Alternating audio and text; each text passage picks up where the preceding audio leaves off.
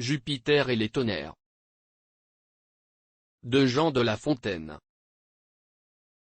Jupiter, voyant nos fautes, dit un jour, du haut désert, remplissons de nouveaux hôtes, les cantons de l'univers, habités par cette race, qui m'importune et me lasse. Va-t'en, Mercure, aux enfers, amène-moi la furie, la plus cruelle des trois. Race que j'ai trop chérie, tu périras cette fois. Jupiter ne tarda guère, à modérer son transport. Ô vous, roi, qu'il voulut faire arbitre de notre sort, laissez, entre la colère et l'orage qui la suit, l'intervalle d'une nuit. Le dieu dont l'aile est légère, et la langue a des douceurs, alla voir les noirceurs, à Tisiphone et Mégère. Il préféra, se dit-on, l'impitoyable Alectone. Ce choix la rendit si fière, qu'elle jura par Pluton, que toute l'engeance humaine serait bientôt du domaine des déités de là-bas. Jupiter n'approuva pas le serment de l'Euménide, il la renvoie.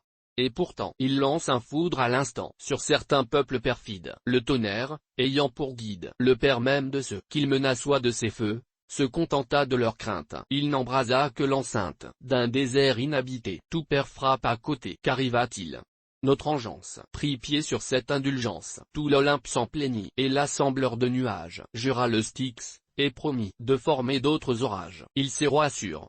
On sourit. On lui dit qu'il est toi père, et qu'il laissa, pour le mieux, à quelqu'un des autres dieux d'autres tonnerres à faire. Vulcain entreprit l'affaire. Ce dieu remplit ses fourneaux de deux sortes de carreaux. L'un jamais ne se fourvoie, et c'est celui que toujours l'Olympe encore nous envoie. L'autre s'écarte en son cours. Ce n'est comment qu'il en coûte. Bien souvent même il se perd, et ce dernier en sa route nous vient du seul Jupiter.